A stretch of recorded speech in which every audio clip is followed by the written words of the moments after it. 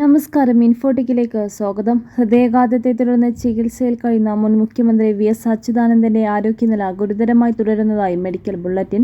മരുന്നുകളോട് VS പ്രതികരിക്കുന്നുണ്ട്. എന്നാൽ രക്തസമ്മർദ്ദവും വൃക്കകളുടെ പ്രവർത്തനവും സാധാരണ നിലയിലായിട്ടില്ലെന്നും മെഡിക്കൽ ബുള്ളറ്റിൻ വ്യക്തമാക്കുന്നു.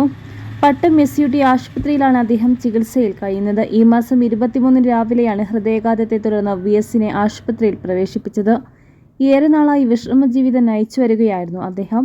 അതേസമയം VSന്റെ ആരോഗ്യനില വിലയിരുത്താൻ മെഡിക്കൽ ബോർഡ് ചേരും. തിരുവനന്തപുരം മെഡിക്കൽ കോളേജിലെ വിദഗ്ധ ഡോക്ടർമാരടങ്ങുന്ന സംഘമാണ് ആരോഗ്യനില വിലയിരുത്തുന്നത്.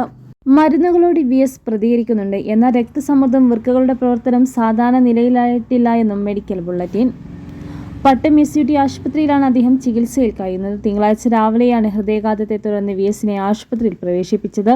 ഏറെ നാളായി വിശ്രമജീവിതം നയിച്ചു വരികയായിരുന്നു അദ്ദേഹം. 101 വയസ്സാണ് അദ്ദേഹത്തിന്റെ പ്രായം.